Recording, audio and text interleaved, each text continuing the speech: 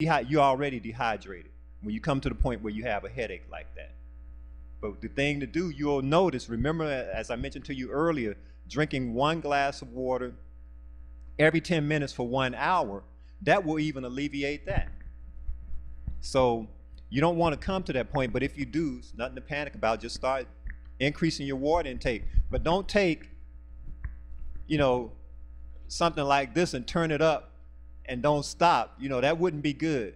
Just drink a good sip every maybe 10 minutes, or even at a point of dehydration, maybe every 5 to 10 minutes. Just a good sip, and continue to do that over that hour period. And you should be fine after that. Now, any activity that increases the body in terms of sweating. Now, did you know illnesses such as a cold or even the flu or anything that increases respiratory tract secretions, which means it's going to be a buildup of mucus, that's going to increase your loss of water? Yeah, any of those items there. That's why when they tell you, when you do have a cold or even a flu, to start drinking more water.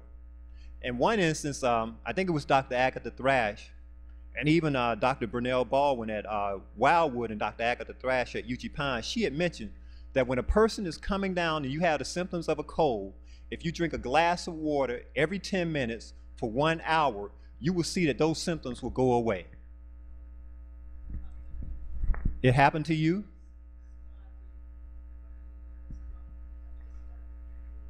Yes. I like that testimony. My sister said it happened to her. She started coming down with the symptoms of a cold. She started drinking the water, and in less than an hour, the symptoms were gone. God's true methods of healing. Simple. Somebody call you up, you can tell them just go start drinking your water. That's what I love about this message. Anywhere you go, you'll be able to help people by sharing these things with them. Also, dry air, just simple dry air. So, Sister Cedar. Thank you. My sister mentioned any situation that causes vomiting. That's going to dehydrate you as well. Because remember, it's a lot of fluid that's causing that, whatever it is, to be expelled from the body. So that's going to cause dehydration as well. Yes.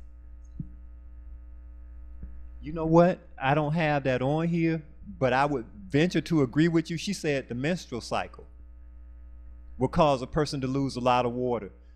I would agree. It's not, I got this off a medical site and it's not on there, but it makes a whole lot of sense.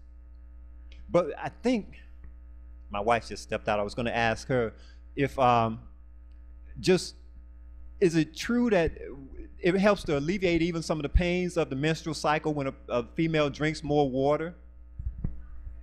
Yeah, okay. She confirmed that I was thinking that, but I didn't want to make the statement without being a surety that when you are on your cycle and you drink more water, it helps alleviate some of the pain. Sister Evans, you were going to say? Clots, okay.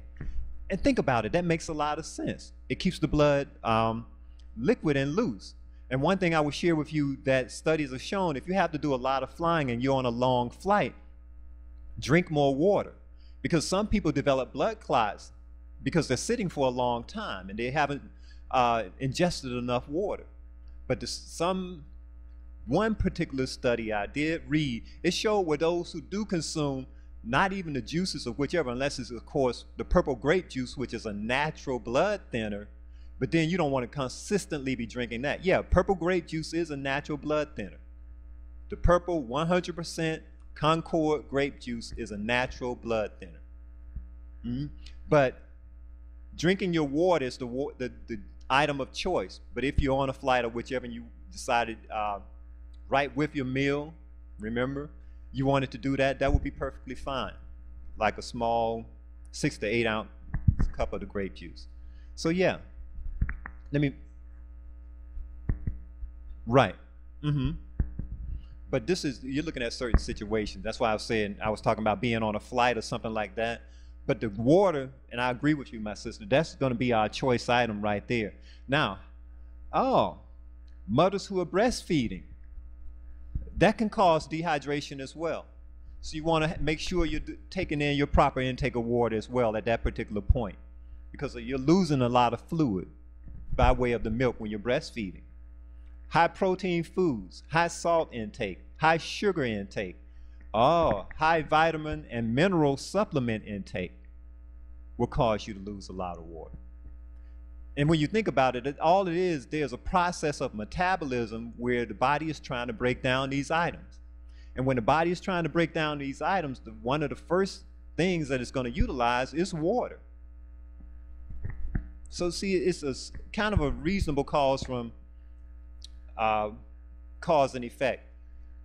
But all of these things actually that we just went through, or some of them at least, they increase the work on your kidneys as well. So that's why sometimes the whole issue of chronic kidney disease is something that we want to look at too. I found this interesting when I read it. It says the human body requires 1/3 more water than the body's thirst signals indicate.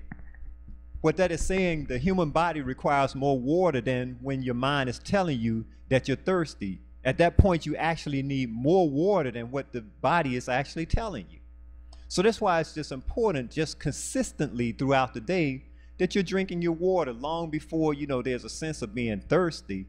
And, that's a practice that many of us are not used to, one that I had to get used to and had to keep even reminding myself. That's why I keep my bottle of water ever before me, because throughout the course of a day, it is easy sometimes to forget. And so as you keep it before you like that, or especially people who work in an office or what have you, I used to just tell them, make sure you just keep one on your desk, because they have every intention, and I believe them, of going out to the fountain or going and getting some water and so on and so forth. But there are so many things that will start coming at you when you start wanting to do what you know is right, just to distract you sometime. Yes.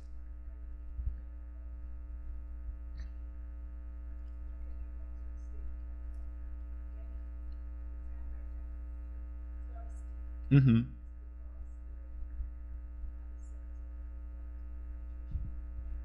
Yeah, I had actually mentioned that earlier. Yeah, that by that time you're pretty much dehydrated, and especially, and another signal is when you start getting a headache. At that point, and that's why I mentioned, even at that point, remember your 1 glass of water every 10 minutes will help to bring you back to where you need to be. But yeah, I would love to see that study myself, just because sometimes it just serves as another means to support what's being said. But here's a good routine for you to follow to get your daily intake of water. In the morning when you get up, it is good to drink at least 2 glasses of water. Some people like theirs room temperature, some people like it a little warm. But what it is good not to do is get up and drink ice cold water. It is, in actuality, the only time that is really good when you're drinking your water really cold is after the 6 o'clock period, where you are trying not to eat late in the evening, and you drink that cold water. It arrests the digestion and keeps you from not wanting to really eat. That's when it's good. If you're going to do that and you feel yourself getting hungry and you're wavering, like, I want to do it, you drink the cold water and it will do that. But other than that, it's not good for us to be drinking cold water to that point. But in the morning when you get up, drink your 2 glasses of water when you rise. Then by mid-morning, between when you finish your breakfast, that 2-hour period, and when you're going to do your lunch, try to have drank another 2 glasses of water. See, right there, you're already having 4 glasses for your day. So you're almost halfway there. And then in the afternoon, after you've had your lunch, in between that evening period, you want to drink another 2, I would say 2 to 3 glasses. Because sometimes what will happen, if you drink water, the closer you get to your bedtime, for some people, they'll have you getting up in the night.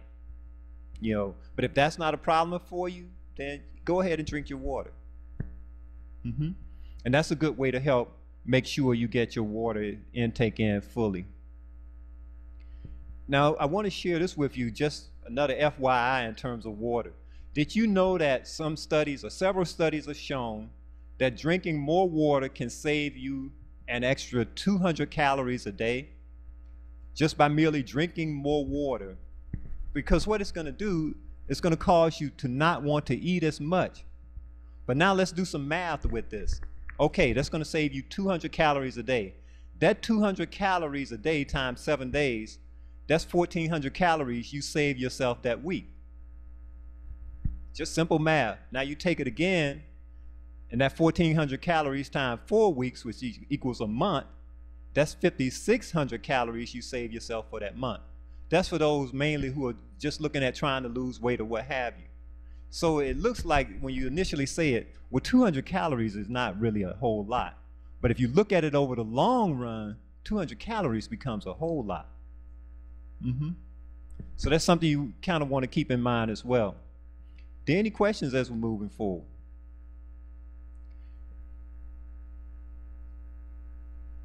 $200 by just drinking your proper intake and even sometimes a little bit more. Yes, Elder.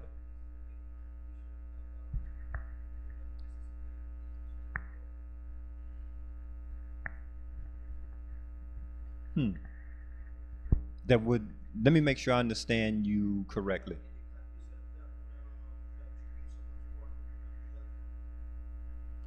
That possibly would be one, and sometimes when a person is on dialysis, they have to monitor their water intake as well.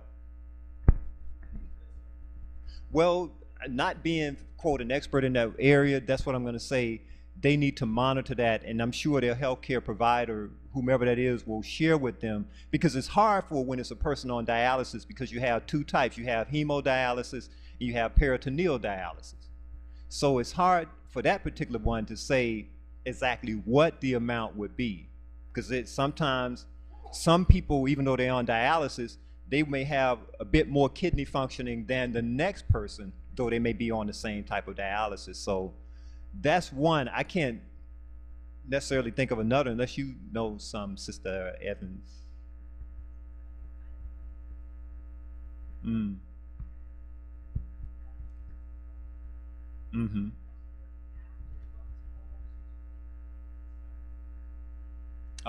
Good question. Her question was, how long after lunch can you wait to start drinking your 2 to 3 glasses of water? 2 hours, and that can be your lunch, your breakfast, and for those who would do a third meal, I suppose it would be the same. Yeah, just 2 hours between your meals. You had okay. Okay, was there any other question? 30 minutes, 15 minutes before you, the question was, how long before can a person drink before they eat their meal? Some say 15. To me, I would say 30, but what I've been told and what I've studied and read, even at our lifestyle centers, 15 minutes before. Yeah. Okay. Now, in the book Pathways, I found an interesting quote, and this is on page 74, Pathways. It reads, let me see if I can find it real quick. The external application of water is one of the easiest and most satisfactory ways of regulating the circulation of the blood. Now, immediately, what does that make you think of? Hypertension. Our intake of water, especially for those who are hypertensive, you need to make sure you are daily intaking the amount of water that's needed. And that, when I say amount of water that's needed, at least the 8 or more glasses of water a day. But what has been said is that sometimes it's hard to put a number in terms of the actual glasses, but what you should do is make sure that each time you use the restroom, that your water or your urine is basically pale. And that way you know that you're getting a good proper intake. Now, sometimes when you take supplements and so on and so forth, the urine can become yellow. It doesn't mean that you're not drinking your water. It's just that that's the process of the body dealing with those supplements. So you just want to make sure in any other situation that it's actually pale, though. And water has also other uses, like Sister Dagmar, when she did the hydrotherapy here. That's also letting us know that there are other good proper uses for water as well. Even in the Bible, we see where some wouldn't call it that, but I look at it this way. Even with Naaman the leper, what that particular story showed was that in order for God's ways to work, Naaman had to dip the 7 times. What God is asking is that man cooperate with him in this process of healing. Because we know that if Naaman had not dipped, Naaman would not have been healed.